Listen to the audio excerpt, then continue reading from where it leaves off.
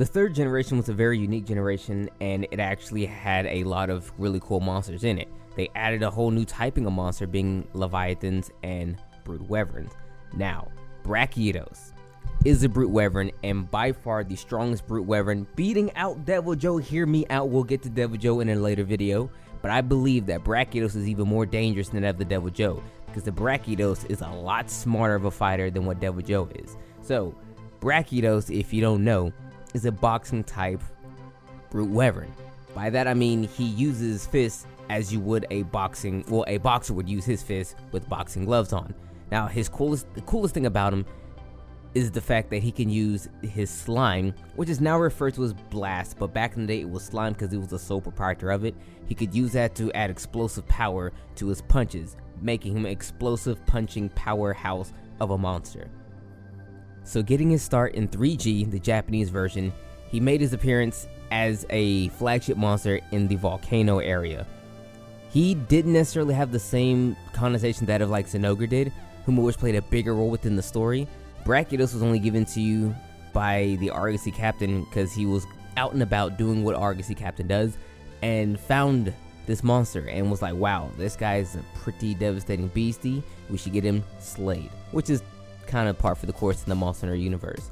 Regardless though, the Brachydios is a monster who demands lots of respect. He's one of the few monsters that if you don't give him respect, you don't have to like him, but if you don't give him respect, if you don't respect his power, you don't respect his ability to do what he can do, cover ground really quickly, cross you up, give you with mix-ups, hit you with delays, hit you with meaty setups as well, you will cart.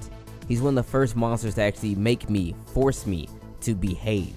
Usually I would just go into a fight and do whatever I want because the monster would have to bow to my lance. That was not the case when I first fought Brachydios, and not the case for a lot of other people. He's a fan favorite, people love him. People like this monster simply because he is one of the most powerful monsters you can find in a flagship. The only monsters that are actually stronger than him are probably the flagship Elder Dragons. And in my personal opinion, like I said, he is much stronger than that of the Devil Joe. Granted, he didn't get a lot of shine that the Devil Joe does. Devil Joe is usually seen out there just molesting every single monster out into existence, whereas Brachydios doesn't really seem to be that voracious of a monster. You only really see him attacking monsters within his own area, much like how they have it in the new Monster Hunter World Iceborne joint, where in which he can turf war with the Azure Rathalos, and if you let them, they will fight until one of them dies. You as the hunter, they don't care about that much anymore. They will fight each other. That's like a first for Iceborne and the first for his actual character. But Brachydios is very, very cool. Very strong. His gear has always been amazing. His weapons have always been amazing as well. In the beginning, they were very, very OP because slime was a devastating ailment to monsters, where now it's actually nerfed quite a bit, but back in the day, it was relentless. So in the Brute Wyvern category, he is the only flagship monster we have. We have lots of flagship monsters in many different categories. Leviathans, that's only Legiacris, due in part that's where we got Leviathans introduced, but Brachydios is the only Brute Wyvern we have. We've a couple of Elder Dragons, we have a couple of Flying Wyverns, so on and so forth, but Brachydios is the only Brute Wyvern we have in the flagship category, so when it really comes down to it, he's of a rare breed. Now, other monsters within the third generation, being Zinogre and Legiacris, flagships respectively, I personally like this one more.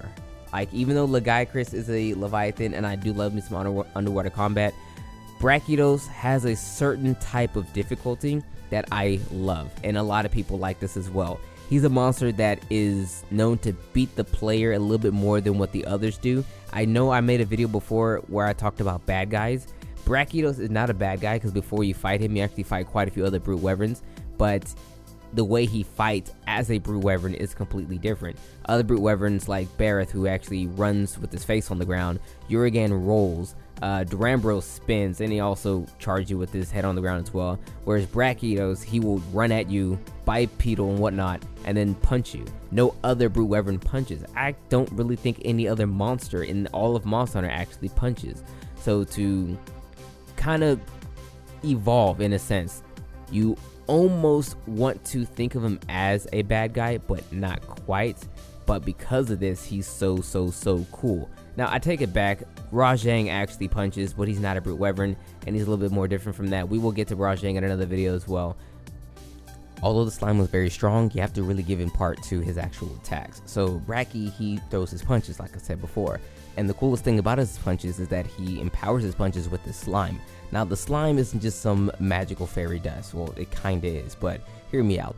So there's a particular type of mold that grows on the Brachydios, and he activates that mold to give this ignition, if you will, by using his own saliva. So that's why whenever you see a Brachydios charging himself up, well, not necessarily charging, but getting himself primed and ready to go, he'll lick his hands or whatever, and then he'll throw the punch down and he'll leave the slime in its wake.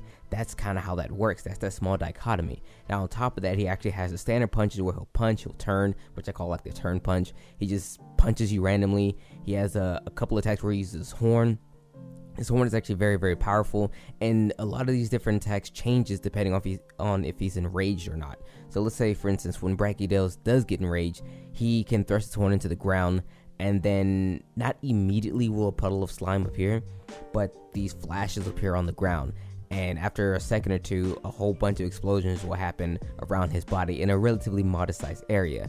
After that, he also has the ability to plunge his horn into the ground and then thrust it back up with heavy force, creating many plumes of explosions very similar to that of like a Charge Blade Ultra.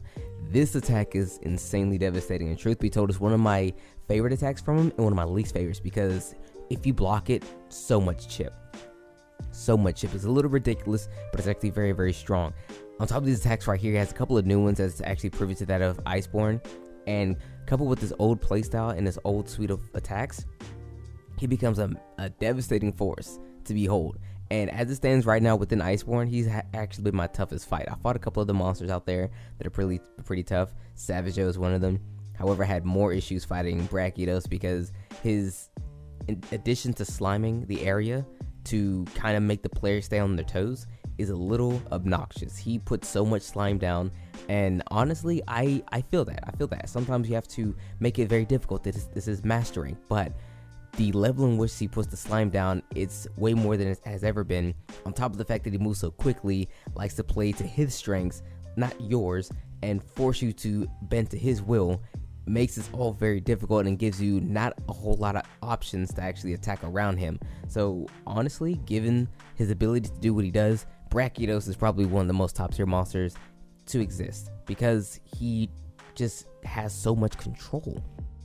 So all in all, Brachydios is a well-respected monster due in part to his difficulty, his place in the mythos as probably the strongest brute wyvern in all of Monster Hunter, and his desirable gear and everything else to him. He is a perfect flagship wherein which he shines above others within his own category, and he's essentially in a different pedigree when it comes to them all together, truth be told, because no other ones really stack quite as high as him. Give it!